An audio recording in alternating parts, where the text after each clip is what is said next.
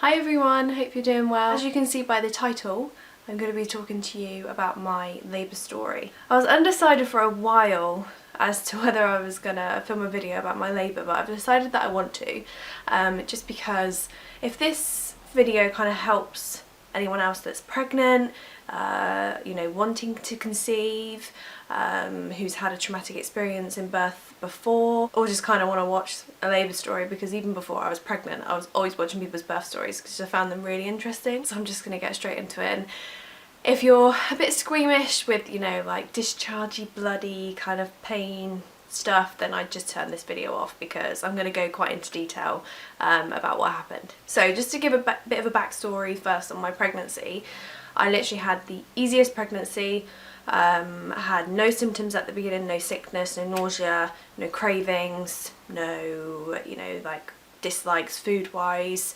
Literally did not feel pregnant, which at the beginning I hated because I kind of wanted to throw up kind of thing. I had Braxton Hicks contractions start from 16 weeks. And I had them all the way up until the end of pregnancy. To be honest, I never really felt properly pregnant until the very end of my pregnancy, when you know, my back started to hurt and stuff. I got a bit of back pain throughout the mid kind of section of my pregnancy, but I'm also a hairdresser, so I was working full time at that point before COVID kind of stopped me from working. So my back was hurting anyway because I was on my feet all day, and when you're pregnant it does kind of take its toll a little bit, but literally could not fault my pregnancy. Would do that all over again in an instant, and I miss being pregnant so much. I just loved it, absolutely loved it. Didn't have any issues with kind of Fraser in my belly until about 32 weeks. So obviously near the end they kind of measure you a little bit more, and I think it was 32 weeks, or was it 34? I don't remember, but the next kind of measurement midwife appointment after 30 weeks. So basically on the growth chart he was like stop 30 weeks, and then my next one he went down and dropped below the 10th percentile.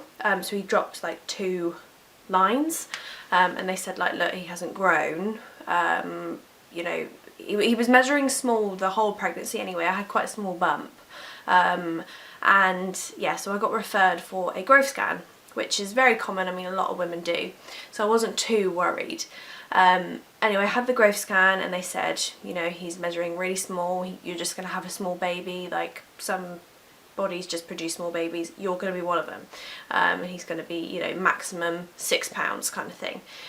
So get loads of tiny baby clothes because you're going to need them at the beginning for a few weeks. Anyway, in that scan they couldn't measure like this part of his head, and they said, you know, he's going to come early, you're having all these Braxton Hicks and you've had them for ages, he's engaged, he's getting ready to come out basically, so that's really good. So I thought, yes, like that's exciting, like he's engaged, like that's really good. Didn't think anything of it, but he was still measuring small on that growth chart, so I had to go back 2 weeks later to have another growth scan. At the previous growth scan they were thinking about inducing me at 37 weeks because they said, look, he's really small, we should get him out. Luckily I didn't need that because I had the second growth scan and he'd went up a bit on the growth chart, so they decided to let him stay in and cook, and I was thankful for that. And again, they still couldn't measure that part of his head. Roll on to my labour. So all of that about the head part is a crucial part to my labour, and you'll find out why. Fraser was born on Saturday the 6th of June, so at 5:46 AM. So the previous Saturday, so the week before, I knew he was going to come the following weekend or week because I started to have these pains, and they were stronger than the Braxton Hicks that I'd been having for ages, and the tightenings were so tight, like you could literally see my whole belly go from, you know, like that to like, just like it looked like it was contracting kind of thing. And I was having them very far apart every now and again. It wasn't bothering me, but I was like, I've got a feeling he's coming next week. Anyway, these continued on, the same kind of pain, same kind of contracting things, all the way through till Wednesday of that week. So I had him on the Saturday, early hours. Then they started to get a bit more painful and closer together. But one minute they would be 2 minutes apart and really regular, lasting like 30 seconds. And then they'd be like 10 minutes apart, then 5 minutes apart, then 2 minutes apart, then 20 minutes apart. And I was so confused. So I was like, why are they getting really close and then really far apart again? So I rang the hospital and they just said like, look, just come down when it's 2 minutes apart consecutively. I was like, right, okay. So I had this app keep saying like go when I was having a contraction kind of thing. And they just said, look, you're a first time mum, it's going to take a while, we don't really know why you keep kind of stopping and starting, but something's happening, you're going to be fine. So these pains continue on through the night, through till Thursday. Had them all that Wednesday night, barely got any sleep because it kept waking me up. The Thursday I lost my mucus plug.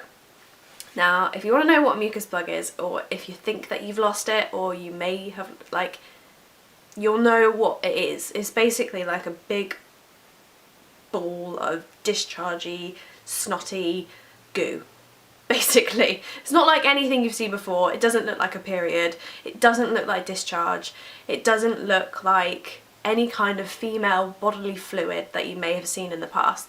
It looks like a mucus plug. I knew that I'd lost it when it came out. I felt it kind of come out. I was already on the toilet anyway, and yeah, I rang the hospital anyway because they like to be kept updated kind of once you rang them and said that you think you're in labour kind of thing, just so they're prepared. So carried on my normal day, still had the same pains. Rolls on to Friday, barely got any sleep that Thursday, and I remember just being up at like 5:30, bouncing on my like exercise ball thing, thinking, oh my god, like this is, I was exhausted. This is basically like a week of labour pains basically. The Friday they got really intense when they came, but then like in between I was fine, but they were really intense. So I thought, you know what, this feels like it's it. So my partner stayed home from work that day. He was literally on call, so I could just call him and he'd come back anyway. So I went into the hospital that Friday morning because I knew that I lost my mucus plug and getting all these stronger pains, and I just wanted to know where I was at, like if I'd got anywhere with these pains, because I was so confused why it had literally taken from like properly from the Monday to the Friday and nothing is going on. You know, my sisters were like, go to the hospital, go to the hospital, and I was just like, but it's not too close and everything like that. So anyway, I went in. This was about 9 o'clock in the morning and I was 2 centimetres dilated and 100% effaced. So they said, look, you're in labour, well done, you can stay here if you like. So they gave me the option to stay, but obviously because of COVID, my partner would have had to either go home or, you know, stay and wait outside in his car. Obviously he was outside whilst I was in there getting checked just in case, but I was like, look, no, that it's really painful, but I'm okay like to go home. So I went home, you know, had loads of baths and just tried to chill out, relax, try and be as comfortable as possible, keep my mind off it. We went for a walk, and yeah, just did everything to try and keep my mind occupied off the pain. And then it just got really intense and I just thought, you know what, I'm gonna feel much more comfortable and relaxed being at hospital now. Like I just felt like, you know, I don't really want to be at home now. I kind of just want to be in a hospital with doctors around. So we went in, this was about 6:30, 7 o'clock PM in the evening, and I got checked up and everything. My partner was outside waiting in the car, and obviously they check your cervix. I was having loads of contractions whilst kind of the midwives were there, and they were like, look, this is really good, like seems promising that you're in active labour kind of thing. And then they would go further apart again and they'd be like, this is weird. Anyway, they checked my cervix, and basically what they do is literally stick their whole hand up and then they see how many fingers they can fit in the cervix kind of thing, and then they can check how wide it is and how much you've dilated. It's very uncomfortable, not painful, like it just made me kind of go especially when you're having I had a contraction as well whilst her hand was inside me, so she kept it there just to see if anything happened to my cervix whilst it was doing it. Anyway, when she kind of pulled her hand out, loads of this stuff came out, like bloody dischargey watery stuff. I actually thought my waters had like pierced a bit. I thought stuff had come out because it was all over the bed. I was like, what is that? She was like, oh, it might have been your waters like erupting, but it wasn't. It was just, I don't know what, a lot of just gooey stuff. And I was 4 centimetres, nearly 5 centimetres dilated, so I was allowed to stay in. My partner was allowed to come in, so I rang him and I was like, you can come in, bring the bags, da da da. I just remember laying there when she left and I was like, oh my god, like this is happening now, like I'm having a baby, this is intense, I'm gonna be a mum like in a few hours or tomorrow when I'm actually giving birth. And that was when it hit home, like shit, I'm gonna be giving labour soon. And then I got really scared because I thought, oh my god, like you don't really think about it until you're in labour. And for me, I was just like, oh my god, the pain is gonna get so much worse.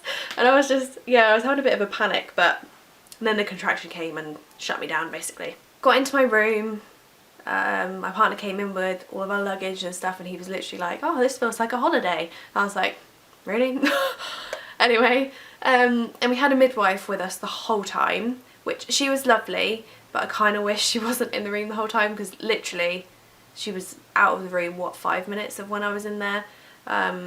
So not that it was awkward, but like you just wanted to kind of chill out with your partner whilst you had that time, and she was literally just there in the corner kind of watching us, listening into our conversations.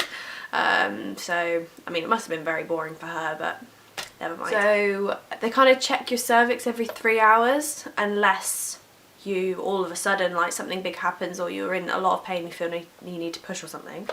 My obviously dilation was extremely slow, so obviously I'd been dilating for a week already. They didn't know the reason and I didn't know the reason that was until 2 weeks after I gave birth, which I will explain. So checked my cervix the first time after I'd been admitted. I think I was at a 5 or a 6 or something like that. Anyway, and my contractions were still getting really close together and really painful, and then they would, you know, disperse again. Anyway, roll on to later on in the evening. 11:30 p.m. she was going to check my cervix for the second time. If I hadn't dilated to a 7 or an 8, they were going to pop my waters.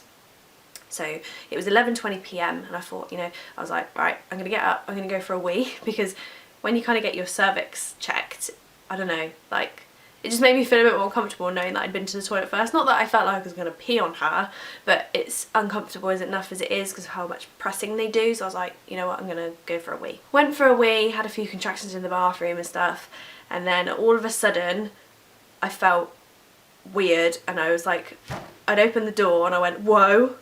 So, and then I went, whoa, whoa, and then all of this water came gushing out, and I was like, oh, my waters are broke. I literally started crying, I was panicking, I was like, oh my god, my waters are broke. And I literally felt my waters break from the inside first, because I was like, whoa, what the hell is that? And then I was like, whoa, and then it just came pouring out.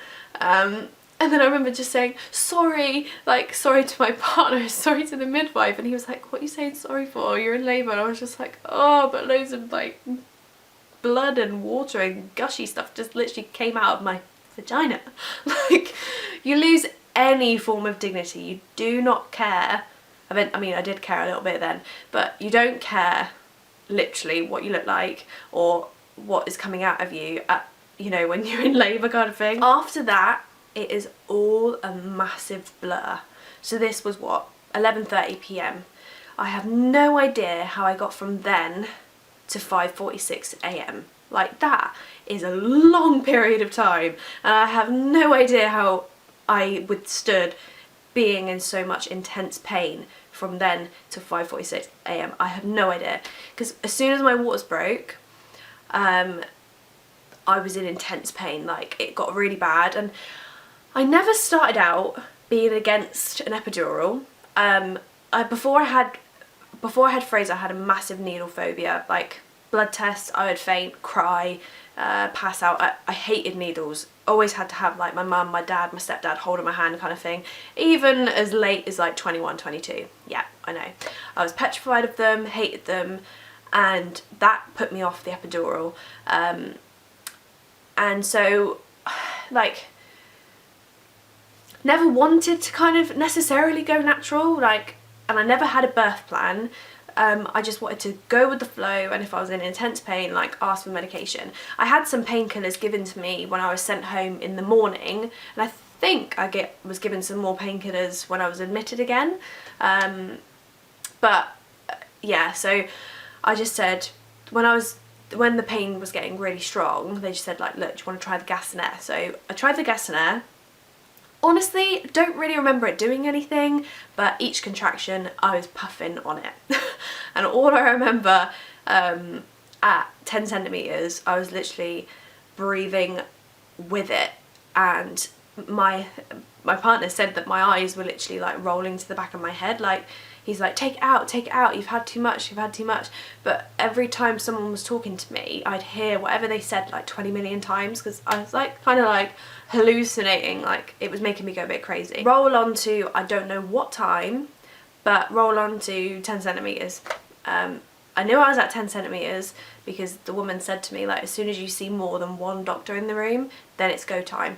And all of a sudden this man was in the room, and I thought, oh my god. I was like, can I have the epidural? Can I have the epidural? And he was like, no, you had 10 centimetres, you need to push. And I was like, oh no. He's like, you're too late. And I was like, oh great. Meanwhile, in the chair next to me was my partner asleep, and I don't remember the sounds I was making, but for hours I was, you know, screaming, going ah, like literally just screaming at the top of my lungs like I've never screamed before, in pain.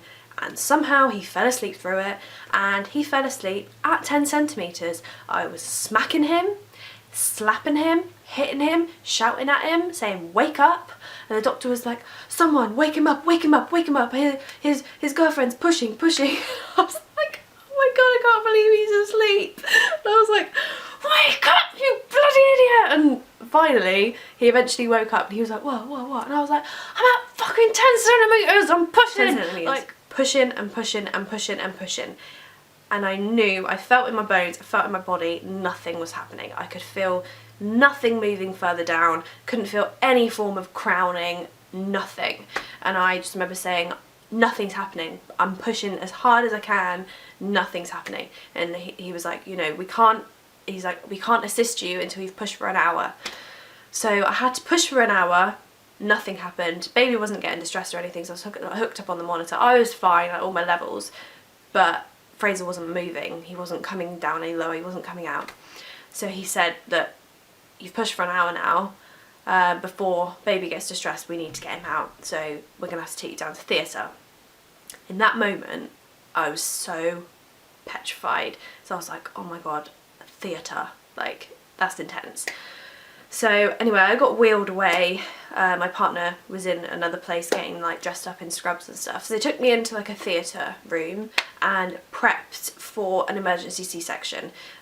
So they had everything ready basically. So I had to go in, obviously still bloody 10 centimetres, very uncomfortable, in agony, screaming, contracting very regularly at this point, and had to have the spinal block, which is basically a needle in the injection, exactly the same as an epidural kind of thing, but it's instant, like instant numbing all the way down, because obviously with theatre it's kind of like an operation, they need you numb straight away. Didn't care about what was happening to me at this point or what needles were going into me. I had like IVs and God knows what all pumped into me anyway, and it was just hard to get into a still position. Like you have to literally hunch your back, get into this position, whilst you're having a contraction is very difficult, and whilst you're sat down on a flat rock solid table, based operating table, when you've got a baby trying to come out of your vagina, pushing like that, and they're like, stay still, and I'm like, are you serious?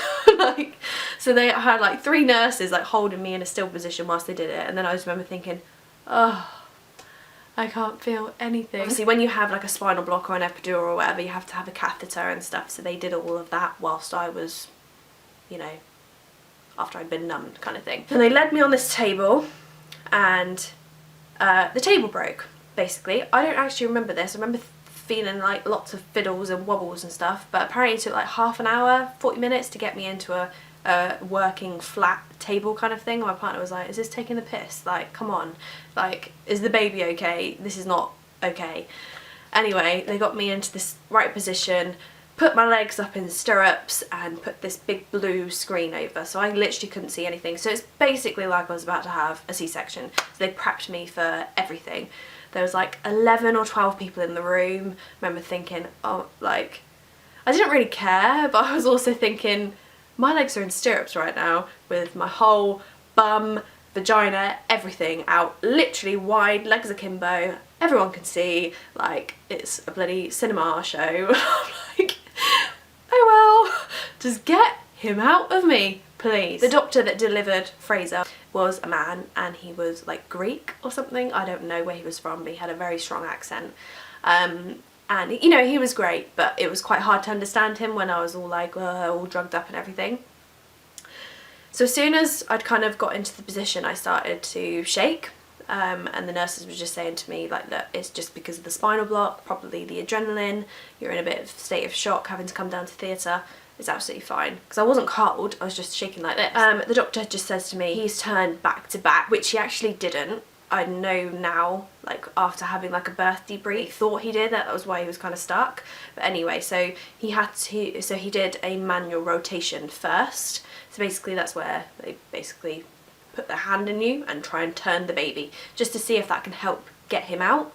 And then I had to push a few times, nothing was happening. He said to me, you know, I'm gonna have to do an episiotomy. An episiotomy is like a surgical cut, so I guess it allows you more space, and you're basically going to tear either way, so it's better to have a cut instead of a tear to repair kind of thing.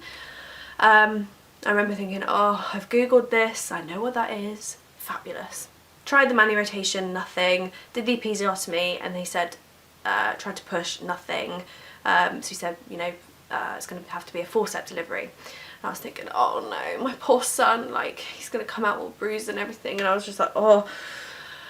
Anyway, I was like, and obviously they have to kind of ask your permission. I was like, just do everything you have to get him out quickly and safely. I was like, I just needed him out. And it had been so long, like literally just days. I was just like, I need to get him out. Anyway, so the nurses basically tell you when your contraction is. You want it on this monitor, and then you push when they tell you, because you can't feel your contraction. And I was pushing and pushing and pushing. You're literally just pushing with your head at this point, because you can't feel a thing. It's so weird. I was literally just, I could feel all the veins popping in my head, and just like I was pushing so hard. And my God, like, do they tug? He was pulling, like all I could feel was my body being tugged at, and I thought, oh my God, that is my son's head he is pulling out, like be careful. Anyway, he's pulling and pulling and pulling. I'm pushing as hard as I bloody can, and he said, look, you're one push away. If he doesn't come out in this next push, we're gonna have to do a C-section. And I thought, oh my God, I'm not going through all of this and this episiotomy and all of this like trauma to have a C-section as well. I was like, I'm not doing it. So I just pushed like with all of my might, literally, and they got him out. I was like, is he like breathing? Is he okay? And I couldn't see anything, so I was just led on this table, and I could just see they put him in that little bed thing, and I just thought, oh my God, he's here, he's alive, he's okay. And I was so thankful I didn't need a C-section, because I was like, oh my God, I don't want to have to recover from that too. He was out, he was safe, he was breathing, and they just put him on my chest. And I couldn't even see his face really, because I was literally like lead flat, so I was like trying to look like this, literally. And all I could see was this big hand, and I just felt this weight on me, and I was like, he is not a small baby, like I could feel the weight of him like on me. And he was 7 pounds 8, and I thought, bloody hell, they messed up that growth chart massively. And I'd obviously packed like tiny baby clothes in my hospital bag. I did pack like 2 newborn outfits which he fit in, but obviously I was in there for a couple of days, so it was bloody pain. And yeah, I was shaking so much I couldn't actually hold Fraser, like the nurse and Tyler had to hold him on my chest, because I was literally like that. I just couldn't keep my hands still, my whole body was just going like that. It was horrible. I get wheeled into this other room, and the guy that delivered Fraser basically gave me like a debrief. Not that I heard anything that he said, because I don't remember it, like at that time. He just said everything that he had to do to get him out. So he's like, you know, you had manual rotation, episiotomy, forceps delivery, thankfully no C-section, but because of the forceps you've got a 3rd degree tear. And I was like, that sounds bad. So I was like, I know most people get like tears, like 1st degree, 2nd degree or whatever, but I was like 3rd degree, and I was like, where is it?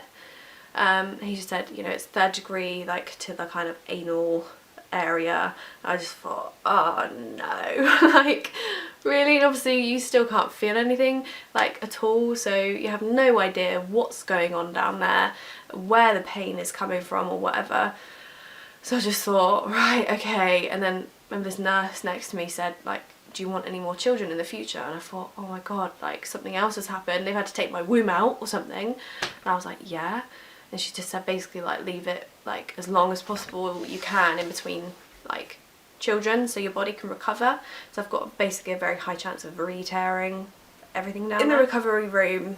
Obviously because of COVID my partner couldn't stay as long after giving birth as what like he normally would have been able to, so he was only allowed to be around for a few hours, and then he had to go home, and then he was allowed back later on that evening. I was bedbound completely, and obviously after a spinal block or epidural you can't stand up for a while anyway whilst the medication comes out of your body, because obviously you still can't feel your legs. And obviously I still had the catheter and everything. I was breastfeeding at this point. I couldn't get a very good latch because he had a tongue tie and he had a lip that kept going like this, so you'd have to pull it down each time, which was really hard to do, lead flat just like this every time. So I had the midwife help me do like colostrum feeding, so I had to basically like squeeze my boob and then suck it into a syringe and then feed him that way, because I was producing loads of colostrum, like loads was coming out, loads of syringes, and I basically did that after that myself throughout the whole time I was there feeding him and trying to feed him on the breast like as well as. So when you have a catheter and like a spinal block and an epidural and whatever, once they take it out you have to pee by a certain time, otherwise they don't let you home the next day. So this was 12:30 p.m. AM, sorry, that I had to pee by, and it had to be like a certain amount in this big bowl thing. And I remember, because I still didn't have the feeling of needing to go for a wee, so I just drink and try and desperately go for a wee. Managed to do it and the right amount at 1:30 AM. Really, I should have stayed there the next day, like recovery wise. I shouldn't have gone home, but I just desperately wanted to be at home, and like my partner not really being able to be there with me for very long, still being pretty much bedbound. I just wanted to recover at home so I could have a bit of help. I went home that Thursday. On that Sunday I was still shaking like this, but they just said like, look, that'll eventually stop. It calmed down. Every now and again it would get worse. The following day, so once you've had a baby, once you've been let home, the day after, the midwife comes out, checks the baby over, checks you over, and yeah, the midwife came and basically, you know, started asking me questions about the birth, seeing obviously what had happened and everything, and I started to shake like this, and then my head was going like this, and I tried to get a sentence out, tried to tell her, and I was like that. I was basically having a seizure. Like I could not speak, nothing was coming out, like my brain just completely stopped me from getting any words out. And then I obviously was like, what the hell, this hadn't happened whilst I was at hospital.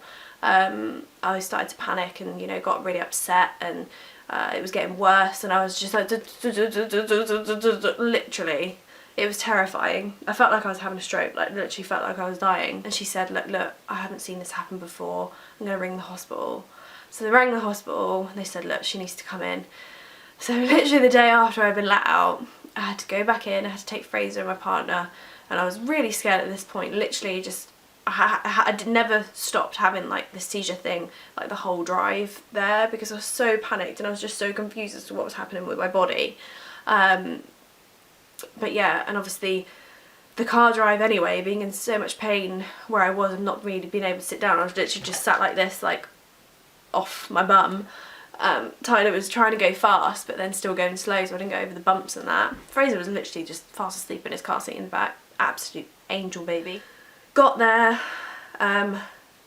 tears, everything, shaking, waddling like a slow penguin, and they say to me, oh, your partner and your baby can't come with you. And then I started to have another one, because I'd managed to calm myself down before I got to hospital. Then I started having another one, and I was like, and I was just like, Tyler, like, you know, speak for me kind of thing. They were like, look, she's just given birth. There is not a chance that I'm leaving her, like, in this state. She's breastfeeding. That is a newborn baby. There was no one else in the waiting room. And I know COVID was very high at this point. Like, it was in the middle of a global pandemic. We were in lockdown. But I was like, I am not being tore away from my baby at this state. Like, no chance. So they said, like, look, that's fine. Just stay in that corner and don't move away, basically. Anyway, I calmed myself down, got checked over, and basically once I'd calmed myself down, then someone asked me about my birth. It happened again, like me trying to talk about it. So in my head I'd already thought, I was like, this is kind of some like mental trauma triggered thing that's causing these seizures. So when I told the doctor, I was like, I think it's like trauma triggers, and I'm not having like a fit or a stroke or something, because they said that I'd need like a CT head scan thing, and I thought, oh my god, I'm not going in that big machine. I was like, there's nothing, like, this didn't happen before I had my baby, so I was like, I think it's just the trauma. So basically they had to wait until I calmed down and then ask me the questions again to see what happened to me. So obviously it all happened, crying and shaking and couldn't speak. Nothing like a panic attack. I've had panic attacks in the past. Nothing like that. Literally feels like I was having a stroke, like terrifying. Like my chest would tighten, like, and I couldn't breathe that well, and I'd get this pain in my head. So it was just terrifying, like really scary. Anyway, they let me go home and just said, look, you're gonna have to keep talking about it to try and stop it. Obviously, meanwhile, you just had a baby. I still had my family. I know COVID was around. I still had my family and really close friends wanting to meet Fraser and everything. I was desperately trying to breastfeed, still having all these seizures and still not being able to sit down. So that was so hard, and like trying to reply to like messages and stuff. I was literally just absolutely awful with my phone, and just literally was just focusing on Fraser and myself, and I was literally this position for hours on end each day because I couldn't sit down or do anything. My partner was shoving food in one hand and blah blah blah. These seizures continued on for the next 3 or 4 weeks, very sporadic, but then it wasn't just like the birth or talking about the birth that would trigger them. I got better with that because I was talking about it. At first I couldn't even speak about it. Like Tyler would have to say, my partner would have to say, like, look, this may happen when someone came in to visit Fraser or us. She's been having these seizures and blah blah blah. She can't really talk about it. If it happens, like, don't get uncomfortable or worry, like, it's just happening at the moment, that's what's going on. Meanwhile, I was on a hell of a lot of drugs, like literally like painkillers every few hours, 2 of each. I had to have this lactolase stuff that like made my poo soft and stuff to stop me from having hard stools, because obviously I couldn't with my tear, which, yeah, was basically front to back and then to the right, which I found, I knew it was front to back, but I didn't know the extent of it. So yeah, it went front to back and then up, which was fabulous. So yeah, I had to take that stuff, which was like fine. I had to have injections in my leg.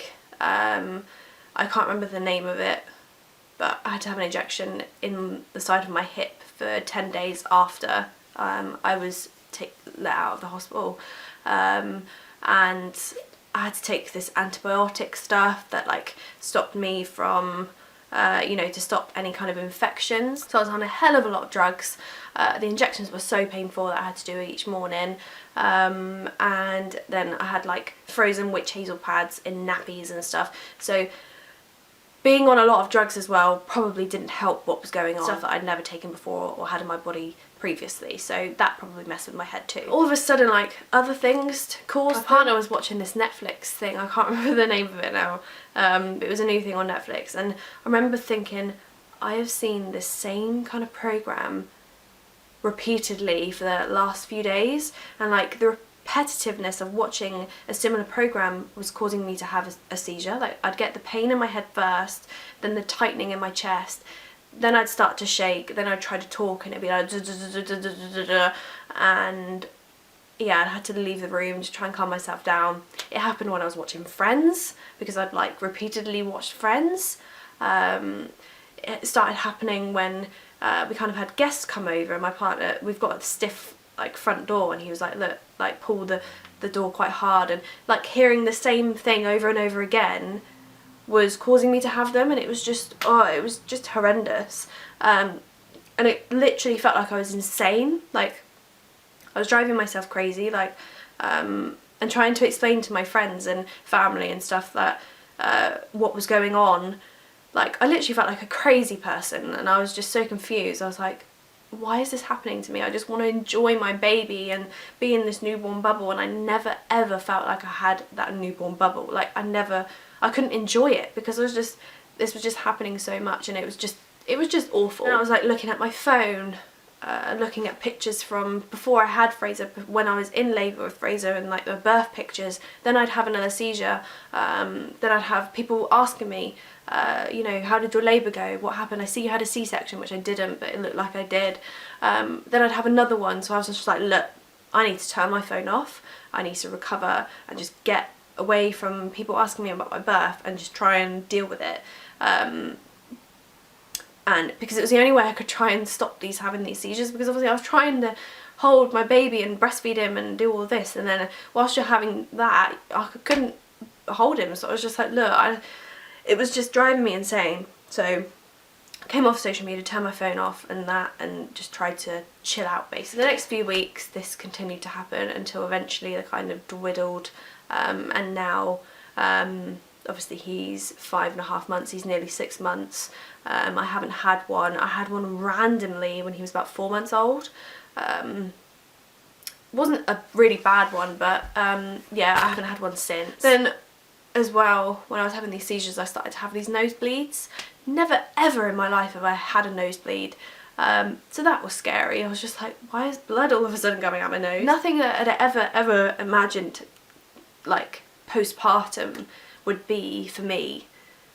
Like it was just, yeah, I knew it was going to be painful, and obviously the 3rd degree tear was horrendous and took ages for me to recover. And because of my condition, because I kept having these seizures and basically was breastfeeding and couldn't sit down, I kept reopening my tears.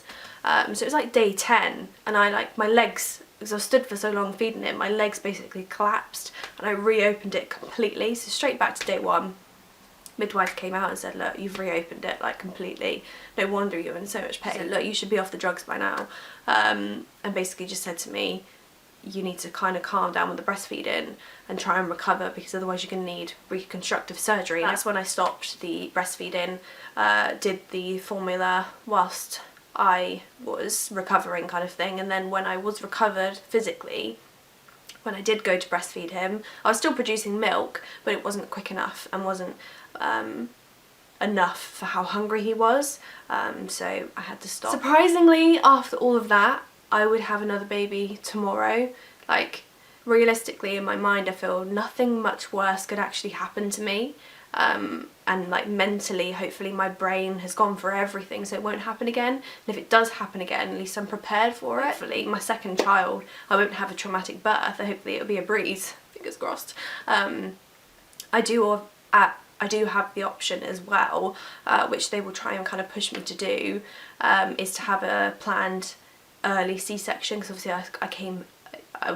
I gave birth to Fraser naturally early, so I do have the option, but obviously at the moment I don't know what I'm going to do. The part about his head is a massive part to this kind of labour story. That part of his head was wedged in my pelvis. He was stuck from 30 weeks, he was stuck, wedged in my pelvis, and basically was never ever actually going to come out of me naturally. So really, if the doctor should have noticed and discovered it earlier on, and I should have had a planned C-section, because he was never going to come out of me. So I didn't have to go through anything I had to go through. Obviously the recovery from a C-section would have been hard too, but I should have had a planned C-section to get him out, because God knows how he wasn't distressed. I don't know, you know, like literally every time I had a contraction, his head would hit my pelvis. Sometimes it would hit my cervix, but most of the time it was hitting my pelvis. That's why my contractions were really far apart and why I was taking so long to dilate. He came out with his head really swollen. He had 2 swellings either side.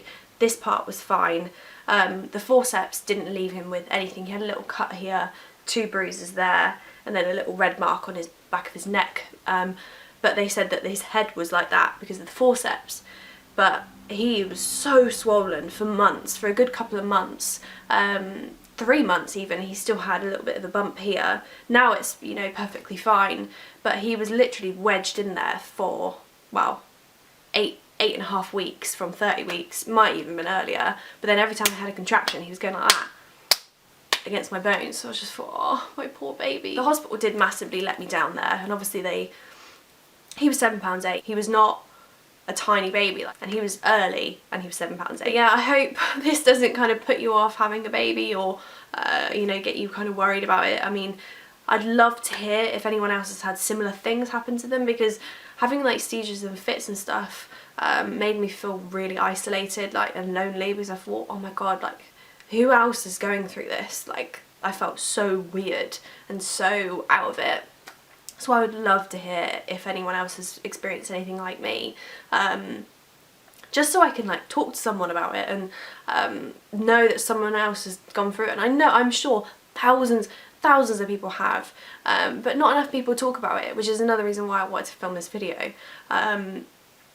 So yeah, but literally I would do it all again in a heartbeat for my son. He is an angel. I'm so lucky for how perfect he is. He's literally just my entire world, and would do anything and everything for him, and I am just so grateful for him, and it just makes it all worth it. Like, I would do it all again 10 million times for him. Oh god, emotional. Bloody hell. I just wanted to hop on here with my little bestie. You say hi. You can't say hi yet, but say hi. I just thought I would come on and show you my little boy, because he is literally perfect, and he is, I went through all of that for you. Put your comments down below on if you think that he looks like me. I get a lot of like, all of my friends and family now are kind of saying he looks like me, and I see a lot of him. I see a lot of myself in him, like his eyes, he's got my nose, he's got my little cupid's bow. Yes, I'm talking about you. So yeah, I'm intrigued just to see. Obviously you don't know what my partner looks like. Thank you guys so much for watching my labour story to get you out of me. Yeah, any other videos that you want to see, then just comment them down below. Yeah, and I'll see you guys very soon. Bye. Say bye. Say bye.